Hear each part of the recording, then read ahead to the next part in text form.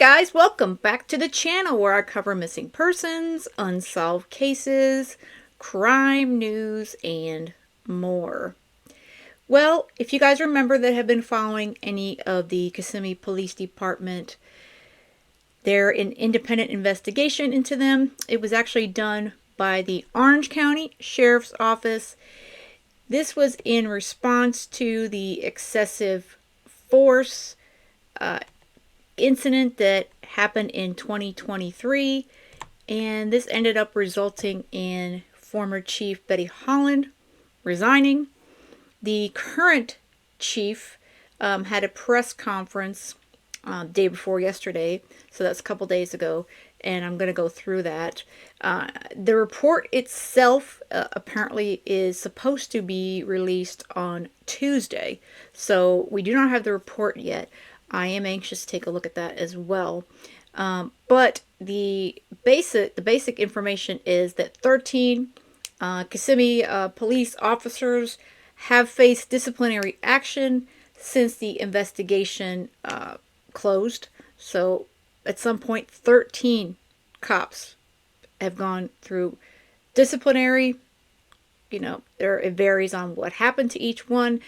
This all stemmed from a body cam footage showing Officer Andrew Bizzago kneeing a suspect in the face and then using a taser 7 times during an arrest that brought a lot of scrutiny from the area, the state, and really federal investigators.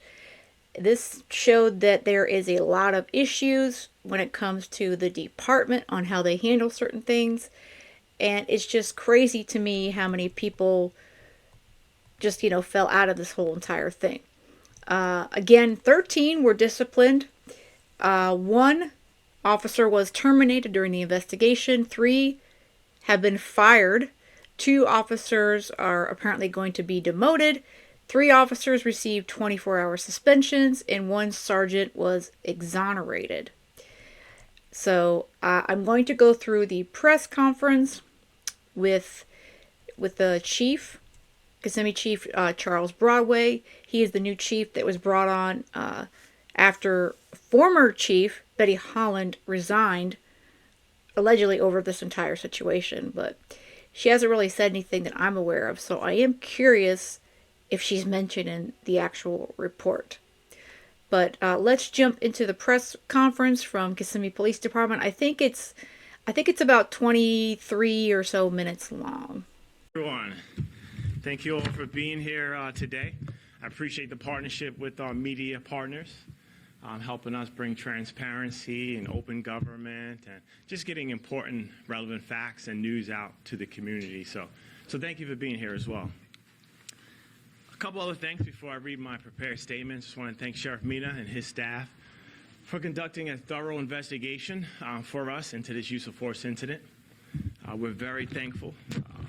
They did a very detailed, oriented report and investigation for us. So I want to first start by thanking them. But today marks a turning point, not just because we're here providing the findings of the internal affairs investigation of the Orange County Sheriff's Office, but because I'm standing here to own the facts, explain the decisions, the discipline given, and share the changes that we've already implemented to ensure something like this never happens again. We want to also ensure that our community knows that we are a professional agency and we will continue to move forward with purpose. If we go back to April 22nd, 2023, former police officer Andrew Bizzago used excessive use of force after claiming an individual was resisting arrest.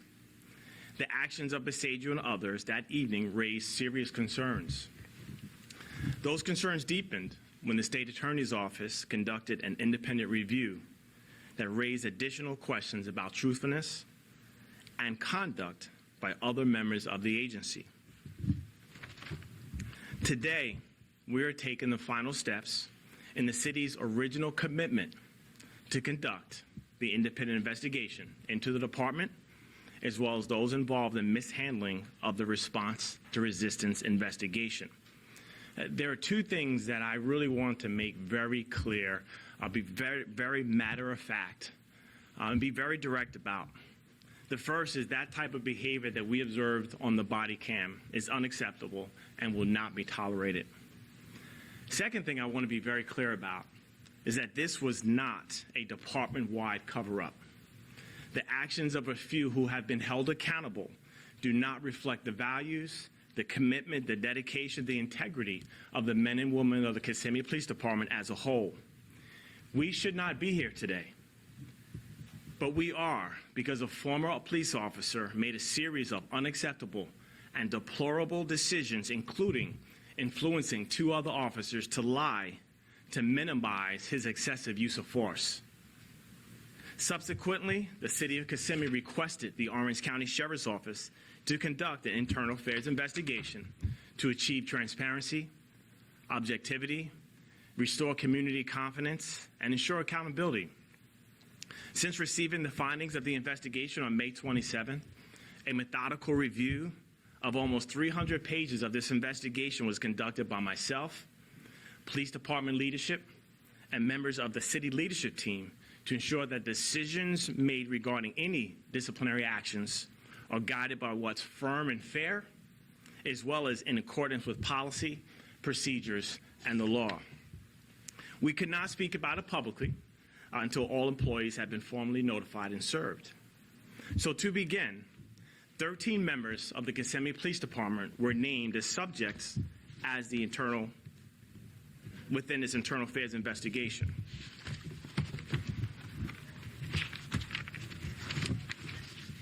Now, you will receive a detailed report of those sustained violations and those officers. Just to give you a quick breakdown of the 13, two officers resigned, or two members resigned prior to the Orange County Sheriff's Office investigation. Two members were terminated prior to the Orange County Sheriff's Office investigation. 3 members were terminated at the conclusion of this process of the Orange County Sheriff's Office internal investigation.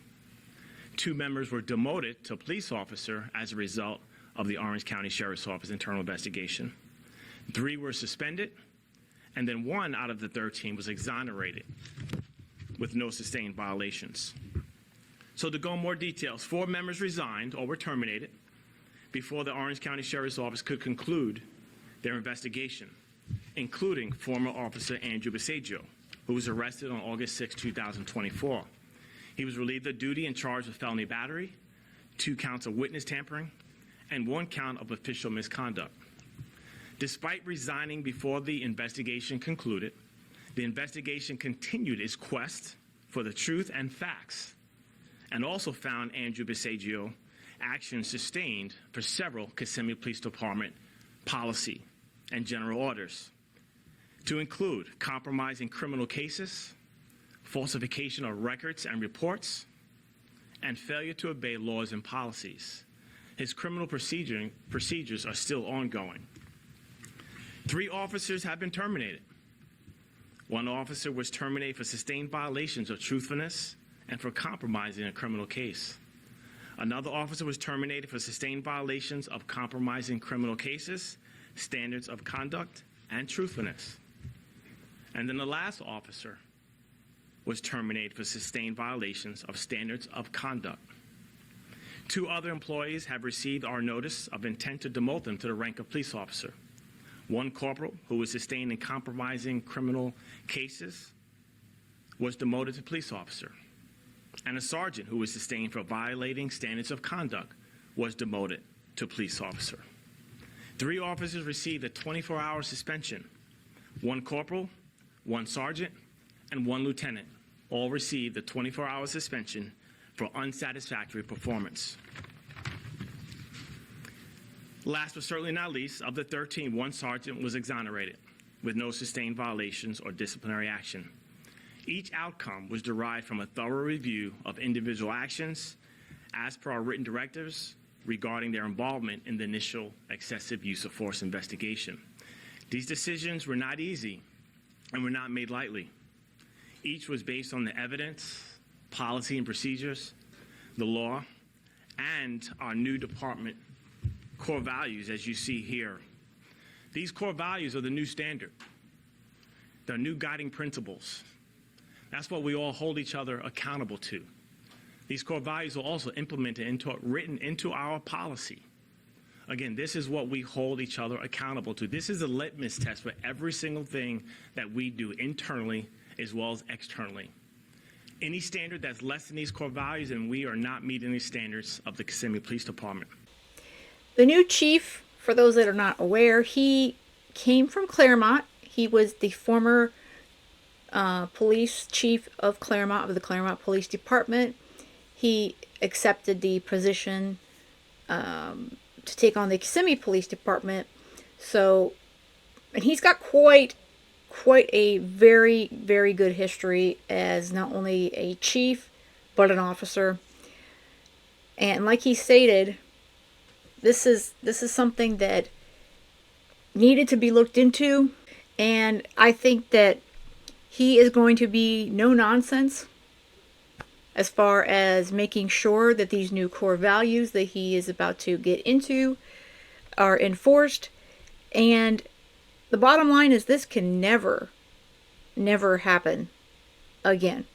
But like I said, Officer Andrew Basaggio used his knee to strike the victim in the face twice and used his taser 7 times. He went into this person's house without a warrant. Then he lied about the incident. So it was just a series of extremely bad actions and decisions on the behalf of not just Officer Andrew Basaggio, but those that decided to lie with him and back him up. Of courage, honor, excellence, integrity, and service above self, or service above our own self-interests. But today's not only about what happened. It's also about what we're doing, where we're going, and that we are on track. Since stepping in as Chief of Police on April 1st of this year, we have focused on continuing to restore integrity, building a department that operates with transparency, accountability, and purpose every single day. We are making changes that go beyond discipline, but that reach the core of how we lead, how we train, and how we serve and protect this community.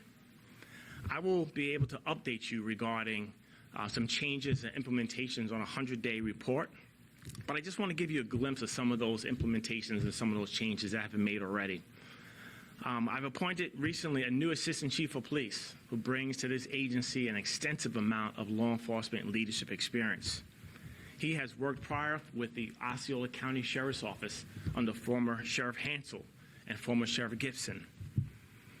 He is here to help strengthen our executive leadership team.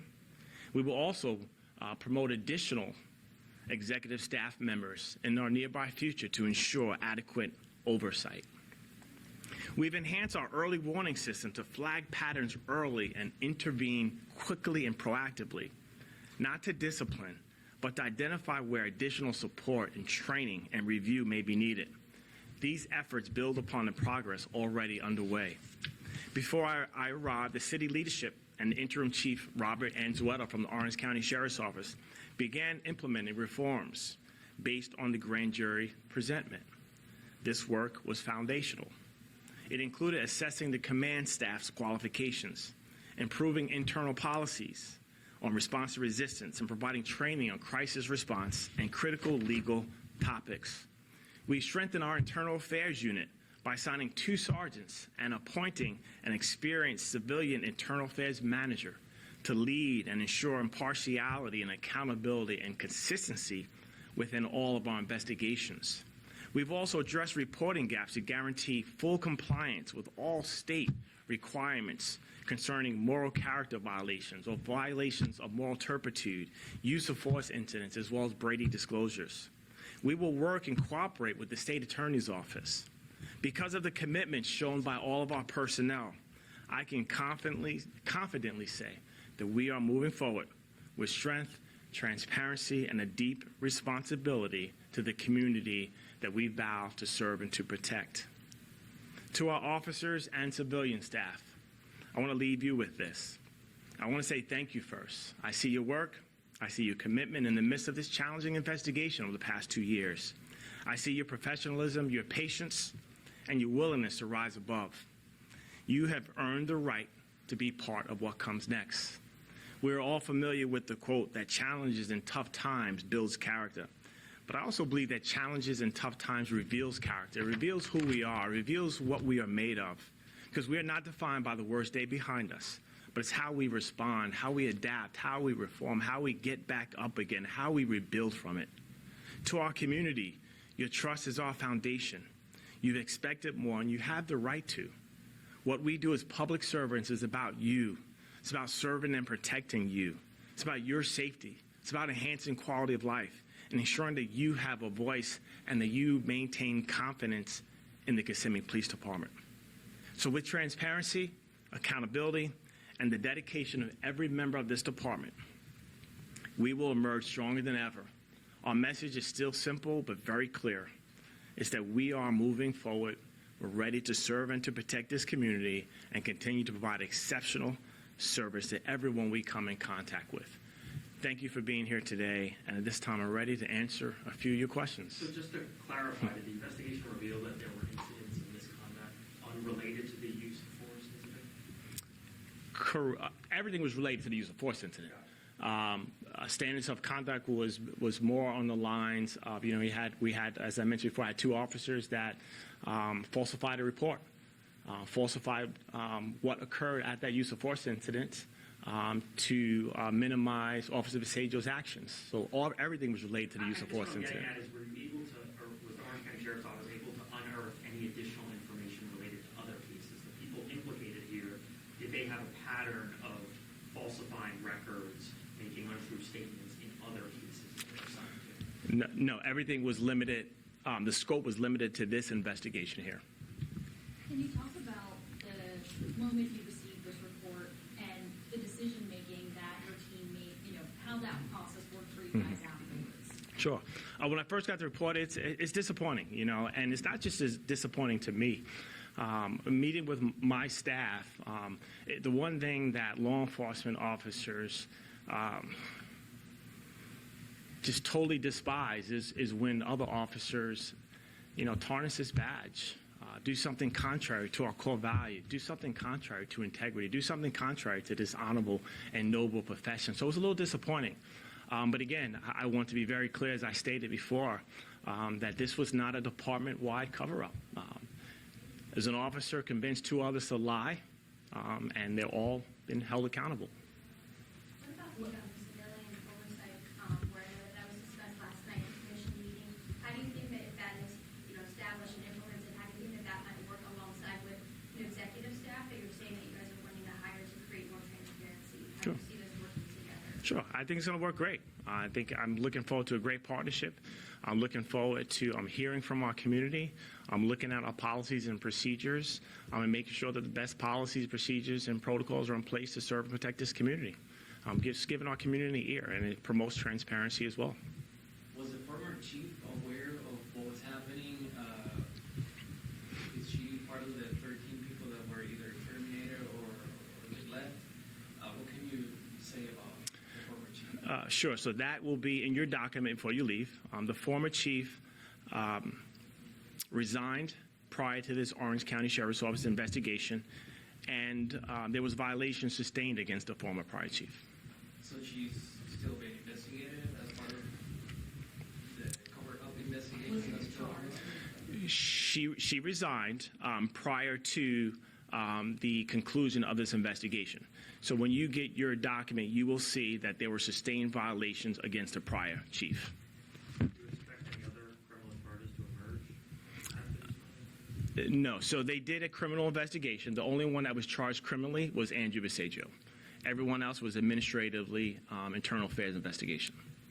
Can you talk about the ones that were suspended for 24 hours? How was that line run? What did they do? Sure. So we look at how egregious the violation was, ensure that discipline is firm but fair. We also look at progressive discipline, similar discipline, past discipline, and then make a decision. Again, that's firm but fair, and according to the violation that they committed. What's involved with the suspension? So the ones that were suspended received a 24-hour suspension each. With pay? With With- pay, with- without pay? 24-hour suspension without pay.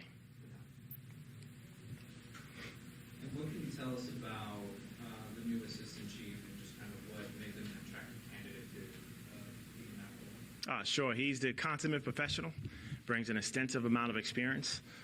He was a high-ranking member of the Osceola County Sheriffs under the leadership of Sheriff Hansel, as well as former Sheriff Gibson. He also has worked several past years at Florida Department of Law Enforcement as a special agent, where he was assigned to the Public Integrity Unit, the same unit that I actually worked many, many years ago. Forgive me if I misspoke, but what is his name? Kevin McGinley, McGin, as in November, Ley. Kevin McGinley.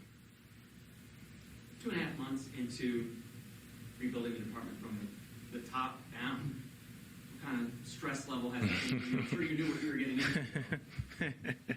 I lost all my hair. No, no. I have. So I'll preface it with this: the community and its agency has been very welcoming, very receptive to change. Very receptive to the new energy, very receptive to several different implementations that we have put in place already. So I can honestly say that it has been a great several months. I'm just a change agent by nature. I'm an ambitious person.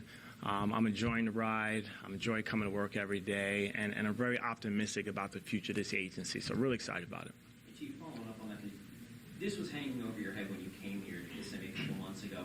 Now that the findings are out, how confident are you? How are you feeling now as opposed to 2 months ago? Like I said, when this was hanging over your head. I feel great. Obviously, it's disappointing to see some of the violations of policy and procedure. But not just for myself, but I speak for the men and women here that they are glad to get this behind us. And again, it's nothing more than a cop hates is when another police officer tarnishes this badge or tarnishes this profession. So we are all glad to get this behind us, and we're moving forward. I like this guy. I mean, I know I haven't paid a lot of attention to him since he took over on April 1st. But he's already making strides as the new chief of Kissimmee Police Department. And coming from Claremont and his, like I said, in his past, great record, I think he's going to do some really great things in Kissimmee. I hate to bring it up again, but the whole Madeline Soto, the case, it became Kissimmee's case from, Orange County. Because you remember, she was reported missing from Hunters Creek Middle School, and then eventually Kissimmee Police Department took over the investigation. And of course we know that Osceola County Sheriff's Office and St. Cloud Police also assisted in the investigation.